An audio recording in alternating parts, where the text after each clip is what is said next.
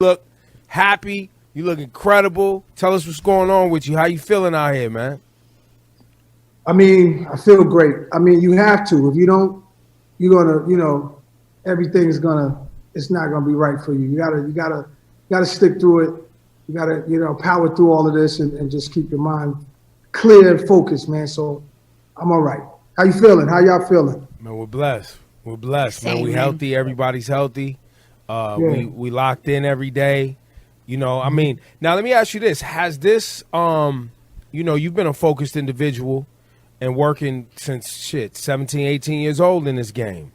And, there's highs and lows in the game, but has this most recent global pandemic caused you to go to a different level of focus? Not at first. At first, I was just as lost as anybody else, as far as trying to figure out, when everything just started shutting down.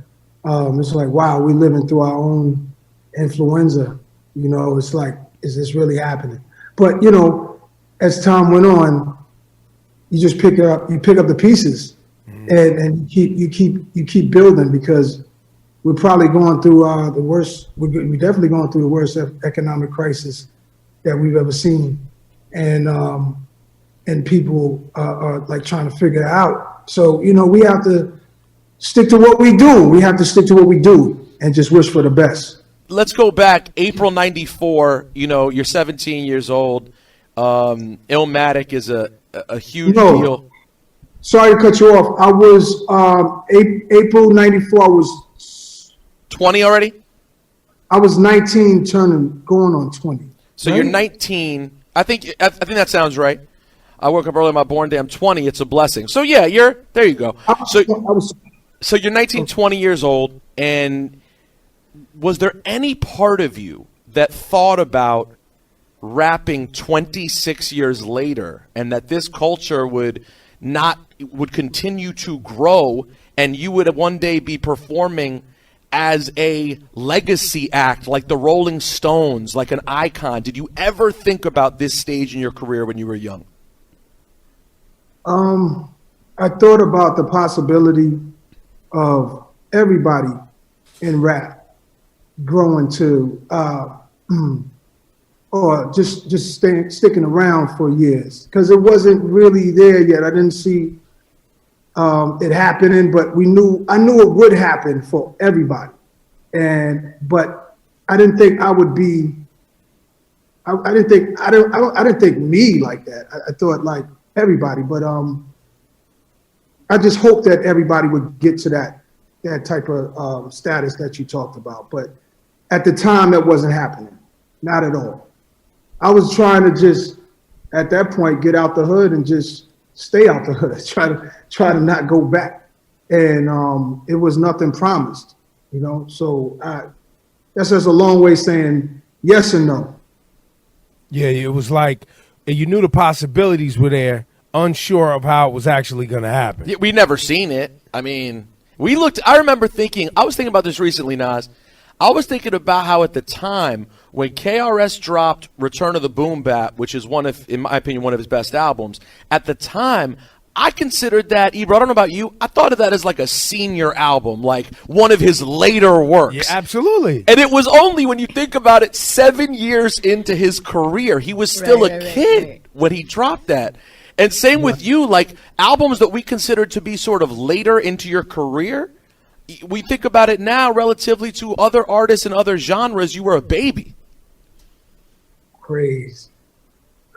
And my first thing I did live at the barbecue with Main Source, shout out to Large Professor, was 1990. Yep. So I got a 30 clip in this game. And I didn't realize that till he told me it was 1990. And I thought it was 91. I was always saying 91. He said, bro, it's 1990. And then they had an anniversary this year, and somebody sent me it, and it said 1990. So I said, damn, it's a whole 30 clip in here that I've been around. And, you wouldn't think about it. And with KRS-One drop Boom Bap, he was like coming back. He was coming for hip hop. Like, let's get this thing right. Let's get this thing on course. Right. Let's get this thing back to the Boom Bap. And it wasn't commercially probably one of his most biggest ones, but that's even better because it was really for the culture. And people probably looking at the commercial side of things, but when you look back on it, you know, it's crazy to think about it. Like, we thought those were like senior albums. Right. You know, ready. He was younger than J. Cole. He was younger than J. Cole and Kendrick right now, and those cats. That's insane. Now, go ahead, Laura. We've seen you just celebrate, and we've celebrated. Listen, anytime there's an Illmatic celebration and any milestone, we're like, man, we feel like Nas has done it all, right? So, in speaking of King's Disease, where's your focus at? Because it's like, do you rap for the new audience, or do you keep them in mind? Because when I've gone to your shows, we see everyone from the OGs, from 18-year-old kids. Like, you have one of the most diverse audiences that I've ever seen when I've attended a show. So how do you prepare for your new music? Because you've always stayed super consistent. And sometimes I even wonder, like, do you even listen to new artists? Do you listen to what's going on right now, or do you stay in your lane? I do think about the whole art form, young rappers. I like to see what's happening. I like to see all of them. That's why I like Dirk, and he's on King's Disease album. Shout out to Lil Durk, and all the other younger artists I work with on the album, because I appreciate what they're doing. I appreciate their voice. I love what they're doing. We're in different age groups, generational gaps, kind of like, right. But we're still rocking the same art form, and I think we all can respect each other. So it's just a few that I hear here and there that I want to play that again. That was Dirk. That was a few others that's out there that I've been hearing. And I'm Look, you got Fabio and Ferg on the album too. Shout to Fabio and Ferg. Salute. Yeah. So yeah, I just wanted to tap in. With the young voices in a way that's like, it's still organic. It's like, we love this art form. We like what each other does, and we just rock. It just worked out. You talked about persevering and navigating the game and lasting. It's kind of what we just were covering. Yeah. But you've always made timeless music also. You've never, there were times there, where you chased radio or you chased charts and things like that. When did it click for you that Nas, the artist, the rapper, this is about being timeless and making sure that I'm a part of this culture for a long period of time? When did that kind of understanding of the game click for you? From the beginning, Ebro, because as a fan, I was just a fan. So, like Big said, it was all a dream. So I just wanted to get in the game. And, my first record, it starts with the Wild Style movie. I know kids don't know what Wild Style is. Go check that out. It's a hip hop classic, a necessary hip hop viewing. Right. Yeah, and just starting the album off with that was kind of my message that, I really love this. I really want to represent the realness of it. So I think from the beginning, but as time went on, like you say, we on the charts, we're watching what's happening in the industry and moving with the industry, and you don't want to, become something that of the past. So you do watch what's going on, but not too much, because I didn't get in this to become mainstream. I didn't get it. I got in this to do it all. I got in this to mainstream and beyond that, but I didn't get in this just for that. I got in this to continue the wild style. So, well, I want to, take a little time. Look, Nas got a new album out, y'all. Go get it. It's called King's Disease. I want us to learn about why that title was done by you. But before we get to that, I kind of want to ask some kind of like rumors that you hear about Nas in hip hop, right? Like, true or false? And did you see the Roxanne Shante movie on Netflix? Yes. At the end, they show a young Nas rapping. Like, what was that relationship for real? At that time in your life, Roxanne Shante, Biz Markie, Nas, MC Shan Queens? Like, who were you? And is that a true kind of showing in the movie? I'm from a projects that's really like Emerald City from the Wiz, bro. It's Roxanne Shante was a young teenage girl who had heart because she would just be out in the projects hanging, and I would see her, and we heard about her, and she was like a hood star at first. You just hear about her, and then we would see her, and she heard me doing some little rhymes. And she was interested, and she was like, yo, I want you to participate with something. I want you to do some stuff. I want you to work on your craft, and when I see you again, have it together. And there was something that she left out before no, it was actually in the movie. She said, she saw me and I didn't have it together, and she said, next time I see you, and you don't have it together, I'm gonna fuck you up. Yo, so that was real. 100% real. All right. 1,000% real. And I believed her. I'm younger than her, and she wasn't soft. So, I try to low key avoid her because I didn't want to deal with the, not having my rhyme ready because I wasn't ready. Right. I wasn't ready. But what she did was spark something in me that really made me want to take it serious.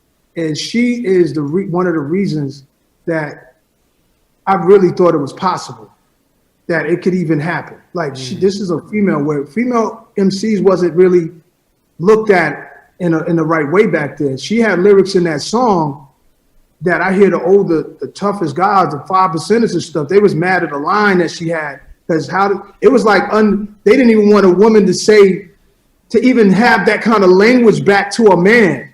That's how society was. They didn't even want her. The Roxanne Revenge record in itself was a stance of woman empowerment, early on. So salute to Shantae, Roxanne Shantae. She's the reason why a lot of this is happening today. Another thing I heard real quick. I went to.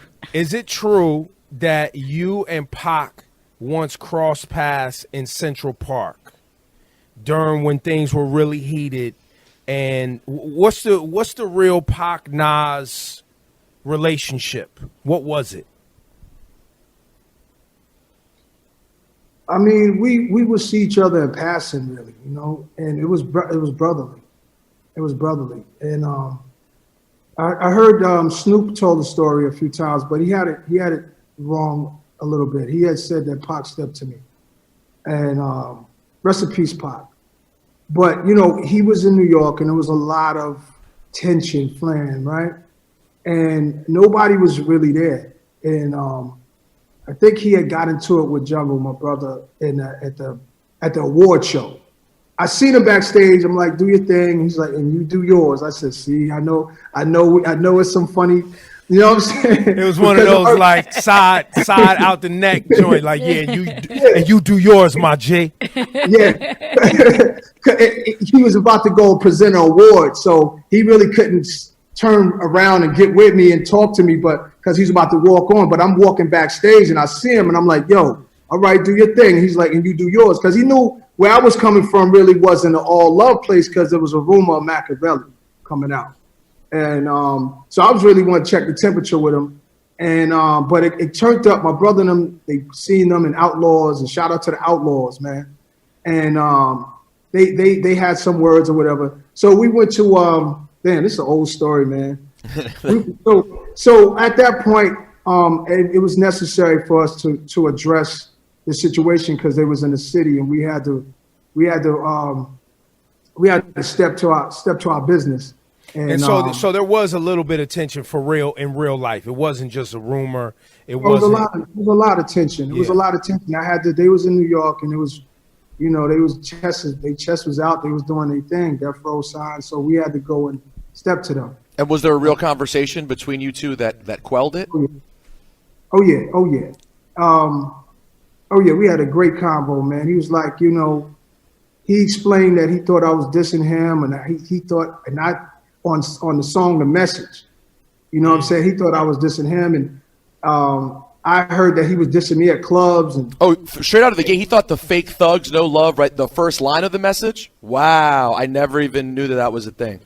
Wow. Last person I was even thinking about when I wrote that record, just right, I was just going. You know what I'm saying? It was just going at everybody. You know, just coming. So he thought that, and then I was like, well, I heard you was coming at me. I said, no, that wasn't about you, but I heard you was coming at me, and, you know, back and forth. And it was like, yo, Nas, we brothers, man. We're not supposed to go through this. And I was like, that's what I'm saying. Like, you know, so we had a plan to squash it in Vegas.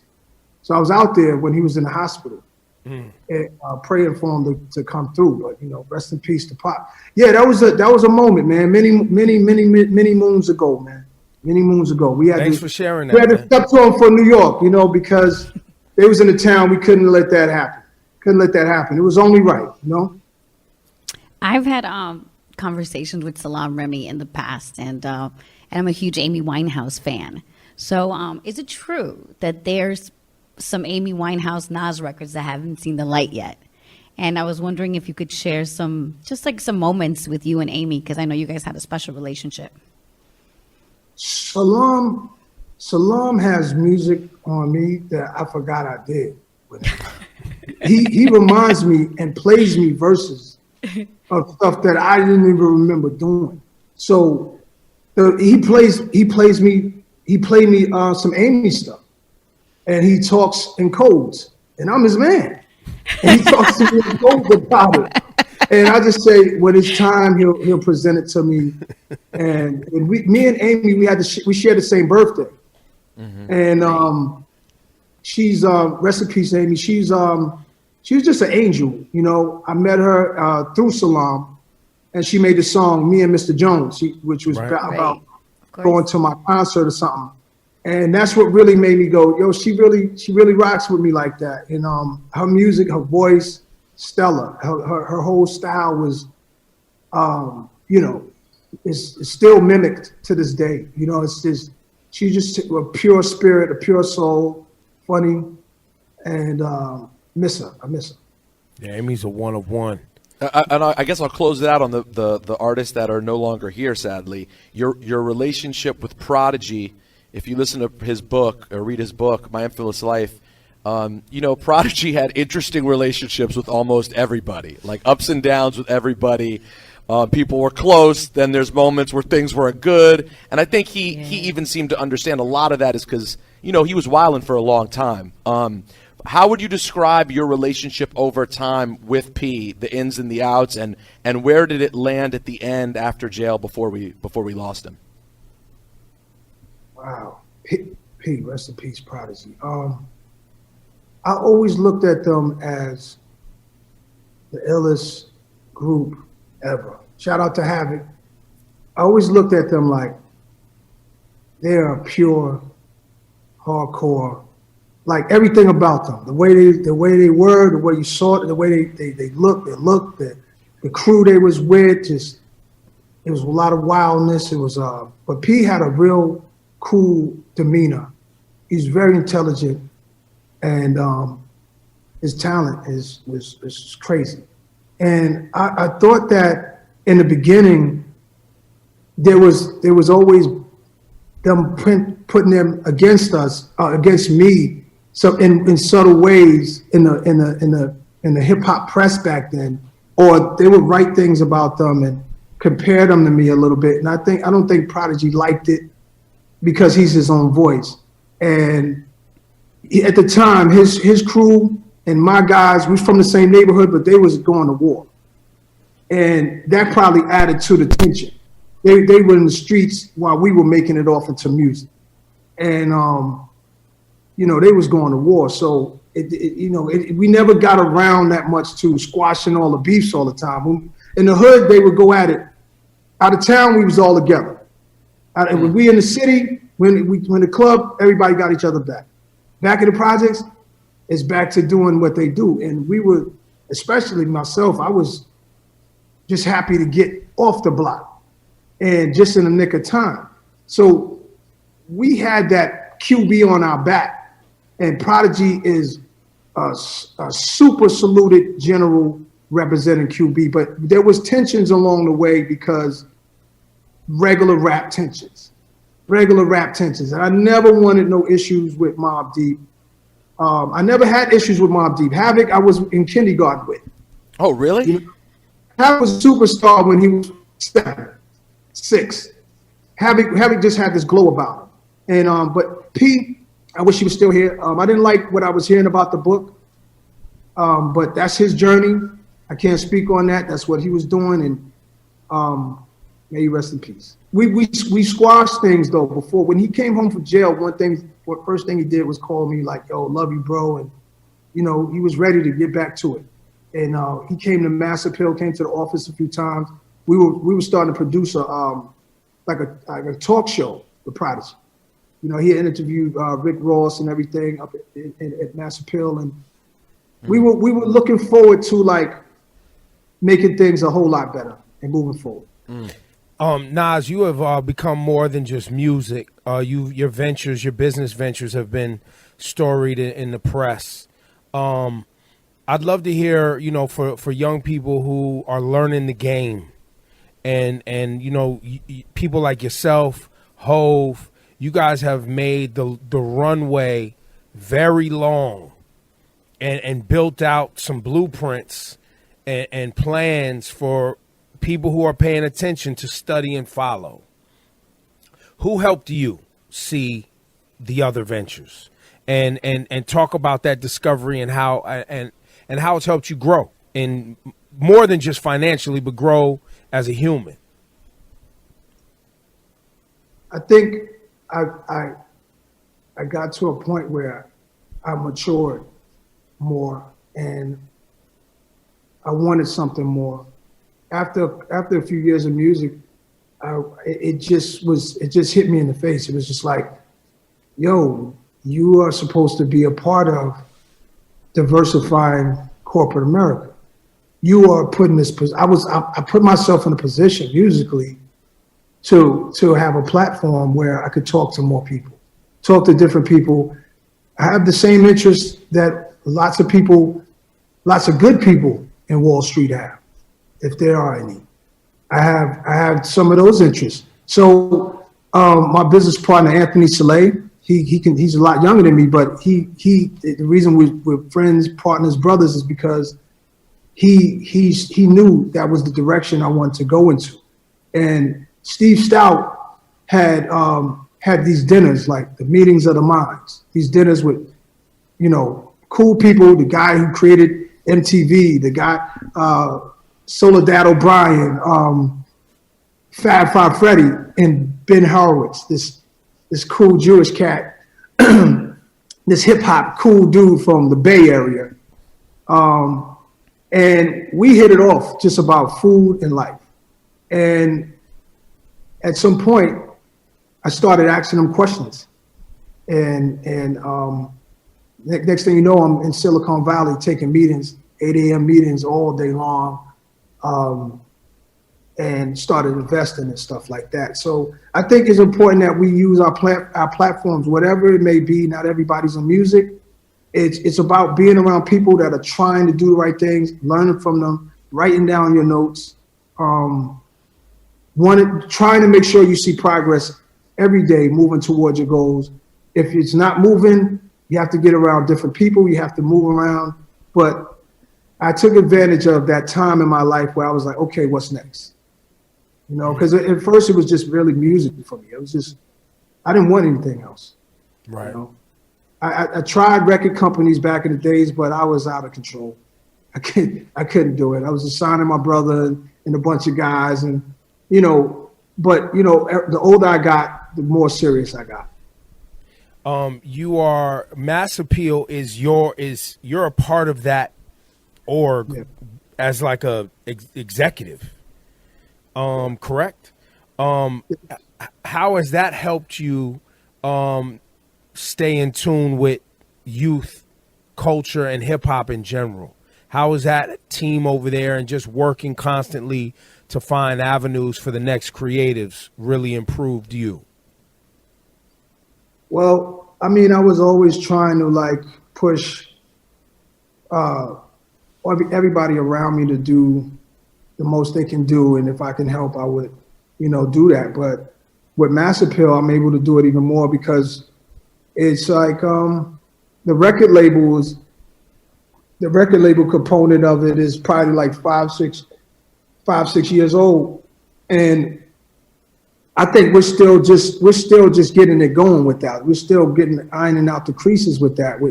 With dope artists that, you know, we had a record out with Run the Jewels that was really successful. Yeah, and shout out to DJ Shadow, and shout out to Dave East and his new album Karma 3 that's on fire. Yeah. You know, Fashion out and from Fresno, California, and a lot of deals with some what you would call legacy artists too that we're working on their music to come out. So I just wanted to be there as someone that owns a piece of the culture, because it's in the hands of so many people that don't care about it. So, you know, I felt like I had to be a part of a movement that was more than Mass Appeal doesn't just do hip hop. It's a lot of different things, but I had to be a part of the movement. Had to be a part of it. The new album King's Disease. Why is that the title, bro? Well, King's Disease. Because most of us want to be kings and don't realize what that entails, or don't realize what comes with it. And what comes with it is a lot of things. But one of the things that was interesting to me was that you can hurt yourself as a king. You're doing too much. You bring the things that come with the game of being a king that can hurt you. You bring it in yourself. You know, King's Disease is what? Gout. King's Disease is too much wine, too much sushi, too much living high, rich foods, too much doing the most. And it was like, in this stillness that I've been just dealing with, it's like the title came before COVID was really huge. It had nothing to do with COVID, but it just worked in there. And it was just about, it means multiple things, but mostly is about take care of yourself, because being a king is not roses, and it's going to be hard work. It's telling the little kids, like on the album cover, it's like a little kid picking up the crown. It's like, be ready for this, because a lot comes with life. And if you want to be the best you can be, it doesn't stop with success. It's coming at you full speed ahead all times. Life is coming at you. In the new album, you have a song called Full Circle. And it was really exciting for all of us to see, you know, the firm getting back together. What was that conversation like? Like, when did you decide, like, this is it? This is a perfect record. It's going to be on this new album. And did you guys record it all together, or how did that work? I was working, and I felt like I needed a joint with AZ, because he's working on his new record. And I was like, oh, this is a perfect time to just have stuff together. So I asked him to jump on a record. And at that point, my man G Code, who's a producer on the album, he was like, yo, why don't you get Cormega and Foxy Brown? I said, I didn't speak to those two in years. Right. And I was like, well, you got their number? You know what I'm saying? Mega is a brother of mine who we had differences, because he had just came home, and I was on fire. And of course, that's my man. So I'm like, let's go. But he still had a street mentality. He wanted to attack everything moving. And he told me, we spoke, right? Because he said, I told him, yo, I'm not son from the block no more. He said, yo, that didn't dawn on me till years later. And he was telling me a lot of things that I was telling him at the time was so on point, but he was fresh from jail.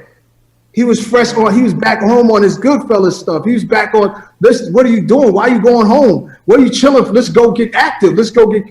And I was like, yo, chill, bro.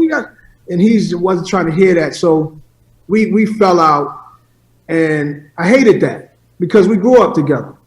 You know what I'm saying? And we spoke, man. It was beautiful, because we love each other. And we were at such odds that it was dark. It was bad. Mm-hmm. And I hate that. And so we got easy like a couple of years ago, but we lost touch. So the conversation we had was incredible. And, you know, Mega's wild. I call him, yo, what's up, man? Been a long time. He's like, that's your fault. Yeah, Mega doesn't bite his tongue at all. No, not at all. Not at all. But it was incredible. And then speaking to Inga, you know, I forgot how genius, I don't know, I didn't forget how genius, but it came back to me how brilliant Foxy Brown is. Like all her albums, she was rhyming with giants. Yeah. She was rhyming with giants, going hard. You know, every album. And I'm like, just talking to her, all the stuff that she's saying, and she has a daughter, a beautiful daughter now, baby C. And it was very emotional just talking to everybody on the phone because it's been mad long. And plus what we're going through right now is like, I can't see them right now, you know what I mean? So it's like, we had to do the record. Everybody was down, and I appreciate it. They all killed it. AZ went bananas. Called Megas dropping jewels. Foxy just beasted us out, and she just represents empowerment. We're talking about what we're talking about, and she comes in there and just slays it as the strong, powerful woman that she is, that we bow down to her as the queen of the firm and of hip hop. So we just starting. We're just beginning to this love affair again. So it just came full circle. So when you look back on that, you know, Affirmative Action, you know, you could argue it's the best record on the second album. It's right there. It's an incredible song, and everyone loved it. And there was so much hype around the firm, and I think we'd be disingenuous to say that the hype matched what the album was. You know, it generally was, people fucked with it, but it was disappointing in some regards. How do you view that firm album, and is there a little bit of you that would, like to make up for it, sort of, and get it right? Can't change the past, can't predict the future. We just want to be. And the first record was supposed to be all Dre, but me and Steve Stout managing me and him also managing the track masters at the time, they was the crew. So I kind of like, you know, they're like, yo, they wanted to be on the album. So I wanted them too, because at the time it was a family thing, but I really wanted Dre to produce the whole album.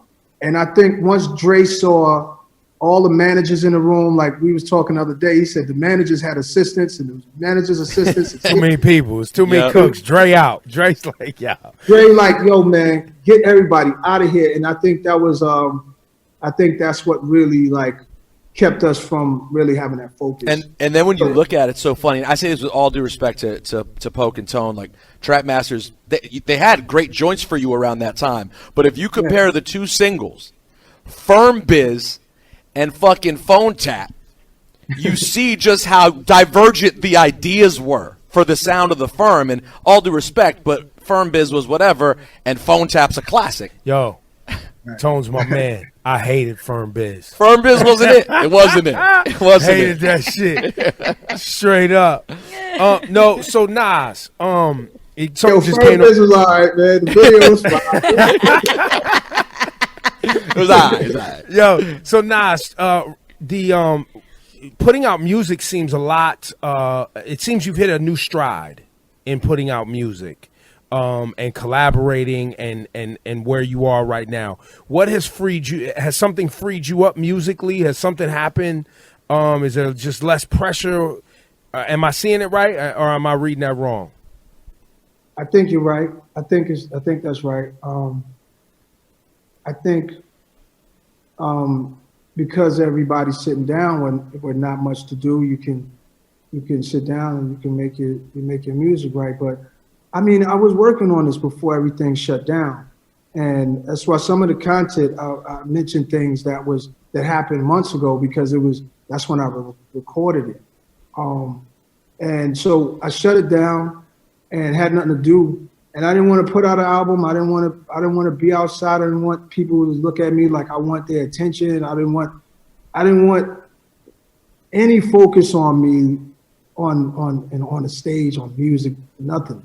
But the team that was with me, Hit Boy, man, I didn't even shout out Hit Boy. I'm crazy. Shout out to Hit Boy for making the time to sit with me and we didn't plan an album. I just went to him for a beat, and we just had so much fun. So, you know, these guys were like, "Yo, you know, what are we doing? You're not gonna finish the record." I'm like, "I don't feel it." And then after a while, I just started, you know, plugging the mic up and just started finishing songs, and then we just did it. So I feel like I'm in a good place because I feel good to be where I'm at, and it's, you know what I'm saying, like in 2020, and to do what many have not been able to do. Mm-hmm. You know what I'm saying? Like many have not been able to do it, and that's a place that I don't take for granted. I'm in a place that I don't take for granted. I'm very grateful to be in a position that I'm in. A lot of my heroes, their stuff stopped, like earlier in their careers, and I've been fortunate, man. So I'm in a special place in my life where I'm at a place where I don't see many people at. I look around and I don't really see nobody, probably few people, you know. So I really appreciate that, and this is a moment for me. Do you think it also helps getting to have you've had your whole career with a classic under your belt? We always sit around waiting for people. When are they going to drop your classic? Yeah, you had it out the gate. Yeah, you have that. Is there a certain level of freedom that you knew no matter what, you had that classic sitting there? No, because, well, yeah, of course, yeah, that was a good thing, but the real thing was everybody kept saying, make another one. Right. Yeah, right. Nah, right. You know, make another one. Nah, this ain't Illmatic, this ain't, and that became the thing, you know. But I'm like, what? Illmatic, it was written. I Am, Nostradamus. People hated on that, but it's all good. Stillmatic. I came with so many records after, and it was still screaming Illmatic. I liked it, but then it was also a little annoying. Yeah. So real quick, while we have your brain right there, have you ever ranked your albums before? We're all assuming Illmatic would be in the number one slot, but have you ever thought about, okay, here's my top 5 or top, you know, of my albums in my order? Illmatic is just different. It's something when you put it on. It's something in there. It's like a whole thing in there. It's like, but I like I Am. I like It Was Written. I like God's Son. Yeah. I mean, Stillmatic too. Stillmatic too. Yes, Stillmatic. Life Is Good. I don't rank them. I don't listen to them. I don't know. I don't know what to say about them. I don't even know what songs on them. I don't know the track listing. I know, like, Illmatic, I can remember every song, but every other album, I don't know what songs on what. What'd you think about when on Purple Tape when Ray and Ghost brought up your name in context of the whole big shit, and they were like, spit off a Nas shit. Whoa, were you sitting there like, whoa? Did you have any thoughts on that at the time? You're talking about Shark Biters, right? Yeah, on Shark Biters. Yeah, I was like, damn, I love Ghost and Ray. Damn, I love them for saying that, because it was what they were saying in the streets. They was comparing me and Big and the album covers, you know. So when they said it, it kind of immortalized it in a way. And it was like, that's my brothers for saying that. Nothing against Big, but just for them to say, niggas bit off Nas. I'm like, wow, this is Ray and Ghost saying another giant. The conversation to me was like mind blowing, because I was good with Big and I was good with Ray and Ghost. So they were all my guys, and I all wanted us all to get along. But at the moment it was fiery. We were just all leaving the streets. So it was like we're in the rap game talking about each other's albums. What's going on? That to me, I was just like, wow. It's this so is meta. crazy. Because Big was like, yo, watch them dudes, man. Our hands, they doing it like you. They saying what you say. And they were telling me,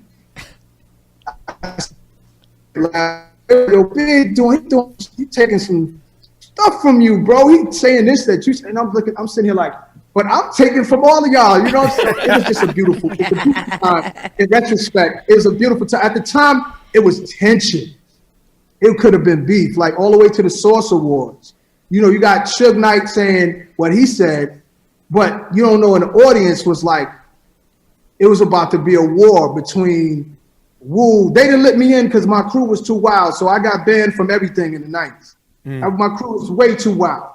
So they only gave me 5 tickets. That's how they did me. Biggie had like 30 tickets. Death Row had like 30 tickets. Wu-Tang had like 30 tickets. They said, you can only get 5. And by the way, I just got bailed out of jail. I just got out of jail that morning for a gun charge. And I'm in there with the clothes I think that I spent the night in the bookings with. I'm in the Source Awards there. Yeah, and I'm like, they only allowed me, so I was mad. And they only allowed me in with 5 tickets because they thought my crew was going to there would have been no Source Awards. And they were probably right. They were probably right. Back then, I was getting banned left and right from places. God, thank God, man. Thank God. I'm here, man. Yo, Nas, you made it, brother. And we just want to say we love you. We made it. We made it. Yes, we made it. And yo, the game appreciates you. Hip hop appreciates you. You know, you have given us all, you know, through your music, you've given so much of yourselves. And this new King's Disease, everybody go cop it. Let's celebrate Nas. New project out right now. Some amazing collaborations, some amazing production. It's great to see you shining. Thank you, man. Thank you. Been a pleasure. Thank you. Thank you so much, man. Take care. I'll see you soon. Peace, yo. All right. Nas. Peace.